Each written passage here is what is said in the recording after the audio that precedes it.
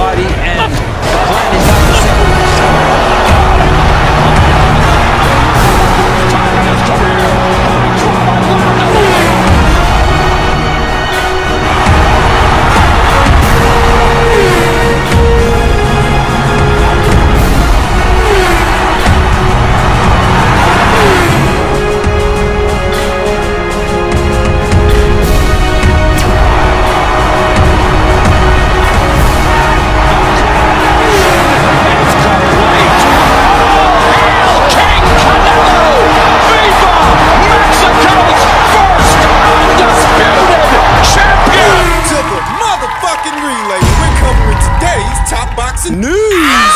Okay, we'll start with this. It appears that Canada's own unbeaten up-and-comer Kim Clavel is going to be making a pit stop en route to what is intended to be her world title fight against Mexico's own Yesenia Gomez, the reigning WBC light flyweight champion. Before that, in March, Kim is going to be taking on Mariela Valverde. The sequence of fights is as follows. She's going to be taking on Mariela Valverde in March, then challenging the reigning WBC light flyweight champion Yesenia Gomez in May. Well, if you're wondering why there's been a delay, the fight between Kim and Yesenia Gomez was supposed to be happening sooner rather than later, but it was rescheduled to May at the request of the reigning champion Yesenia Gomez, who, according to Kim Clavel, wanted more time to train. Make of that what you will. It comes as no surprise to me that it's Yesenia that's delaying their inexorable showdown. Yesenia, who's been a light flyweight champion in this division for some time, but has yet to unify with any of the other champions at this weight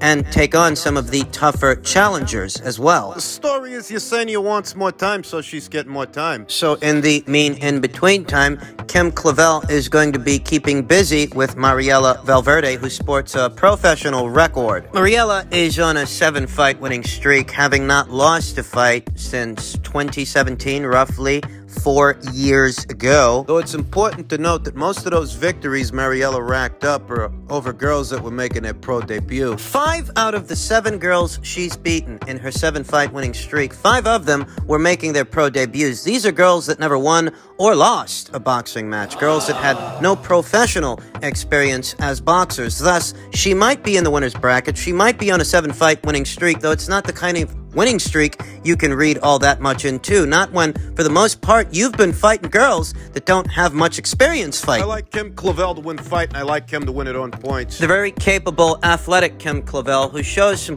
good speed, good punch placement, polished boxing, perhaps not the biggest puncher, though she is capable. I like Kim to win the fight, and I like Kim to win the fight on points. Even though Kim Clavel is not an, according to Hoyle, power puncher, I not only like her to win the Valverde fight, I like her to lift the WBC title off Yesenia Gomez. That's right. My prediction is... Yeah, my prediction is Kim is going to beat Yesenia Gomez to beat her on points. Very vivacious Kim Clavel, who boxed 2 times in 2020, only once in 2021. She wasn't that busy last year, though... Because she's about to have this Valverde fight next month. That will allow her to keep the tools sharp for the showdown with Yesenia Gomez in May. So now keep your eyes peeled for Clavel versus Valverde in March on the 11th. In other news, I'm sure most of you have heard by now, per tweet from ESPN Ringside, Canelo is nearing a deal to defend his 168-pound titles against Triple G in a long-awaited trilogy on September 17th, sources tell Mike Coppinger. The trilogy is contingent on Canelo defeating Dimitri Bivol in May and Triple G defeating Ryota Murata in their upcoming fight. Mike Coppinger himself tweeted, the 2-fight offer from Hearn is worth upwards of $85 million guaranteed per sources. Alvarez also mulled over a 1-fight $45 million offer from the PBC for Jermall Charlo. He fucking sucks. He sucks. That guy fucking sucks. Canelo Alvarez could revisit the Charlo deal if this deal falls apart at the 11th hour, and I wouldn't dismiss that possibility. I wouldn't dismiss that scenario. Jermall Charlo is still in the running, and if I'm being honest, I've said it before and I'll say it again. I would have been okay with the Charlo fight, and I'm okay with this fight, this sequence of fights as well. I'm okay with Dimitri Bivol, the same as I would have been okay with Jermall Charlo, although I will say that I view Dimitri Bivol as a stiffer test and a tougher challenge than Jermall Charlo. That guy fucking sucks. Keith Idek tweeted, for anyone in need of clarification clarification. Canelo versus Bivol and Canelo versus Golovkin 3 would be pay-per-view fights. You're not getting it as part of your subscription price. So yes, the company promoter that touted the death of pay-per-view will do back-to-back pay-per-views to get a return on their investment. It's the only way. That being said, either scenario, either situation is interchangeable to the consumer. You'd have to pay for a pay-per-view if Canelo decided to box Jermall Charlo, and you'd still have to pay for a pay-per-view if he decided to box Dimitri Bivol. Any way you slice it, the consumer, the boxing fans as they were, they're in the same situation. This is where pay-per-view functionality brings big fights to DAZN. We know what the initial slogan was, and we know that the situation has since changed. Pay-per-view functionality has now arrived to DAZN, and it may be implemented for the first time in May when Canelo Alvarez potentially faces Dimitri Bivol. A stiffer test and a tougher challenge for my money than Jermall Charlo. A guy who's more proven at his weight, like heavyweight, than Jermall Charlo is at middleweight. Jermall Charlo fucking sucks. Though I do wonder that DAZN's price point for the pay-per-view might not be less than Showtime's price point for a pay-per-view for DAZN's existing subscribers. Guys like me and you who might be subscribed monthly and annually. A Showtime pay-per-view is roughly $80 if you round up. You have to wonder that a DAZN pay-per-view might not come at a discounted price for existing subscribers. I think that would make a lot of sense, and I think that might actually help to funnel more subscribers to DAZN. Yeah, they're putting on pay-per-views the same as Showtime, but it's not costing you as much. I think a reasonable price point would be somewhere in the neighborhood of $50, maybe $60, just a little less than a regular pay-per-view, an average pay-per-view. $50 or $60 as a price point isn't half bad when you know that Showtime... Well, Showtime's charging roughly $80. Sure, we'll get those answers and more once the deal is actually finalized, once the deal is done, because at this time, it's not written in stone, it's not finalized yet, and that really is wishful thinking from a consumer, after all. We'll see what kind of price point DAZN puts up for their pay-per-views. I'm a little surprised. I wasn't expecting this. I was expecting Canelo Alvarez to box Jermall Charlo because I view Jermall Charlo as a very basic boxer-puncher. That'd be a tune-up fight for Canelo Alvarez. That Charlo guy's a plain Jane. No bells and whistles, nothing special. Up and down with no special effects. He's a basic boxer-puncher that I think would have serviced as a good tune-up fight. A good keep-busy fight for Canelo Alvarez. Since Jermall, he doesn't hold a title at 168 pounds. Canelo Alvarez holds all the world titles at that weight.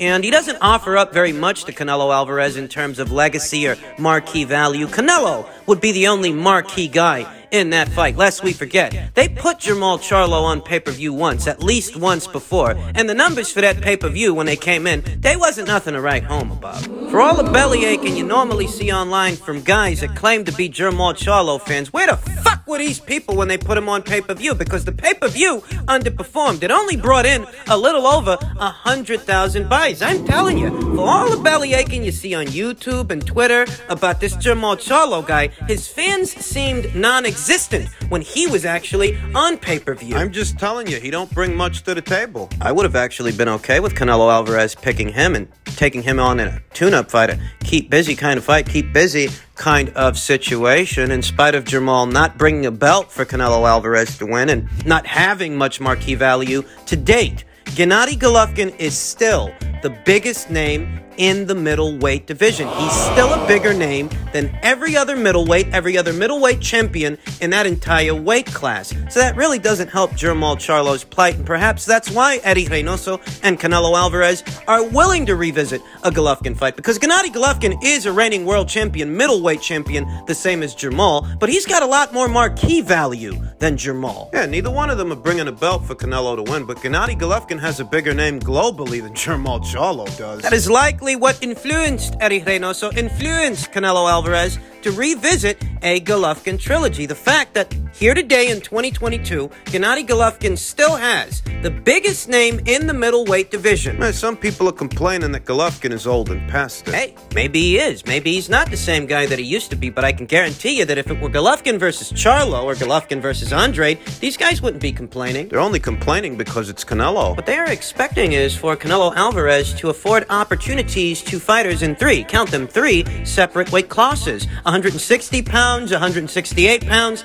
and 175 pounds. They're not expecting Jermall to fight nobody. They're not expecting anything of him. but they expect Canelo Alvarez to fight everybody from 160 to 168 to 175 pounds. And I hate to break the news to you, but it don't work like that, my friend. You don't become the cash cow, the A-side guy, so you can let guys like Jim Alzala tell you what to do. Fuck that guy. Better see about getting himself a Caleb Plant fight or a David Benavidez fight. Put in some work of his own in fights that people actually care about, so he can garner some marquee value of his own instead of playing it safe, fighting once, only once last year against a C-class Juan Montiel, hoping that he wins the sweepstakes. Hey, these guys think Jamal Charlo is so fucking great. He's so fucking great. They consider fighting guys like Jamal, guys like David Benavidez, guys who aren't as proven as Gennady Golovkin and aren't as proven, even as proven as Dmitry Bivol at his weight. They consider those guys the best of the best. Well, if you want to see the best versus the best, why don't those two schmucks fight each other? They're the best, right? Right, best fighters in the world. So why don't you start advocating that those two guys fight each other, since they fight under the same banner on the same platforms? No politics, no fuss, no muss. No problems, because Canelo Alvarez might be busy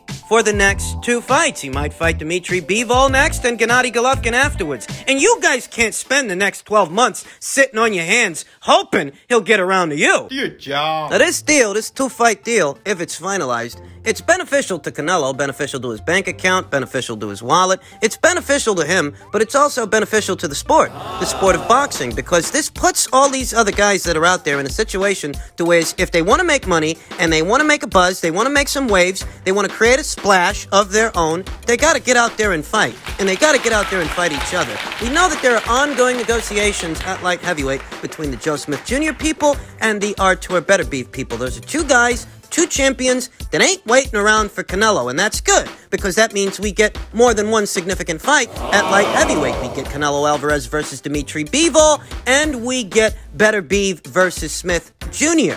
At super middleweight, you have to wonder if the PBC will employ a similar strategy. If Canelo Alvarez isn't boxing one of your fighters, and he won't be available to do so for the next two fights, what are you going to do? What's your schedule going to look like for the next 12 months? What are you going to do? Have Jamal Charlo fight more guys like Juan Montiel? Huh? You're going to have David Benavidez fight more Kyron Davises and Ronald Ellises? You think that's going to raise those guys' profile? You think that will add something to their marquee value? In order to make an omelet, you got to crack a couple of eggs. And in order for you to make a star, you've got to pit your best guys against your best guys. You don't want to do that. What you want your guys to do is stand online, single file, every single one of them waiting for the same chance, the same opportunity. And that's why they get overlooked. That's why Gennady Golovkin to date is still the biggest name at middleweight instead of one of your guys. How many fucking years has Jamal Charlo been at middleweight? He still hasn't unified anything. You wonder why Gennady Golovkin turned his attention to the land of the rising sun for a unification match, as opposed to somewhere here in America, perhaps a Jamal Charlo fight. He's a champion the same way that Ryota Murata's a champion, but the difference is Ryota Murata has more marquee value in Japan than Jamal Charlo has here in the United States. And a big part of the reason Jamal ain't got no marquee value in the United States is because he don't fight in fights that people really want to see. That's what's going on, whether you like it or not. Before Canelo even started his run at becoming undisputed champion at super middleweight, David Benavidez shot himself in the foot, and he shot himself in the foot more than once. On two occasions, two separate occasions, he costed himself his world title outside of the ring, treating his nose, and the second time, blowing the weight. So when you ain't got nothing that Canelo Alvarez wants or needs, And when your fights aren't interesting enough, grabbing enough attention of the audience's attention to make you a marquee fighter, a marquee attraction, it's not hard to see why it is Canelo overlooks these guys. These guys ain't got nothing, and I mean nothing to offer. No world title, no legacy, no marquee value, nothing. nada. Zero. Zilch and Bo fucking diddly. It's not even that I'm crazy about a Golovkin trilogy. I'm not crazy about a third Golovkin fight, but you know what? I wasn't crazy about a Jamal Charlo fight either. Canelo Alvarez can either fight that guy or not fight that guy. I'm not going to lose any sleep over it, because all of Canelo Alvarez's options are good options, good choices. Dmitry Bivol, for my money, is a stiffer test and a more interesting fight than a Jamal Charlo fight. As far as I'm concerned, Jamal Charlo is That's a tune-up fight. And you know what? Maybe at this stage, so is Gennady Golovkin.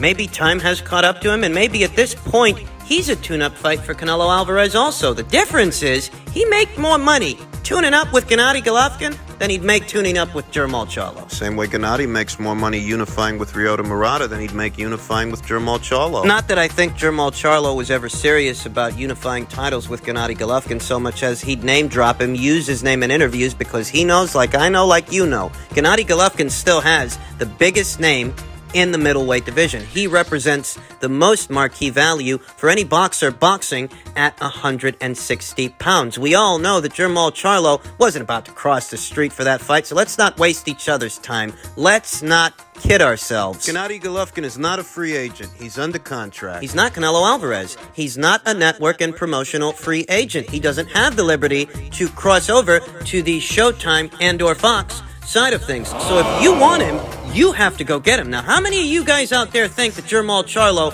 would have crossed the street for that fight if that fight was offered to him? They offered him a hefty payday for Demetrius Andrade on the DAZN side of things, and he didn't want to take that. But you guys think he would have crossed the street for this? Was Caleb Plant willing to cross the street when things initially fizzled out between them? When talks fell apart between Team Canelo and Team PBC? Did you see Caleb Plant offering to go to the DAZN side of things to do the fight? No, you didn't. No, you didn't. It was either it happens on a PBC-affiliated network or it doesn't happen. And the same applies to Jermall Charlo and Gennady Golovkin, except Gennady's not a free agent. He's under contract. Everybody knows that. The same way everybody knows Jermall Charlo's not leaving PBC Island. So spare me. Everybody's so upset, so fucking mad that Canelo Alvarez might be fighting Gennady Golovkin, but I guarantee you, I can fucking guarantee you, if it were Jermall Charlo versus Gennady Golovkin, they wouldn't be complaining. Oh, Canelo Alvarez fights a guy for a third time, but he's too old. Yeah, maybe he is, but that's not what you'd be saying if it were Jermall Charlo opposite the ring, that same Gennady Golovkin, that same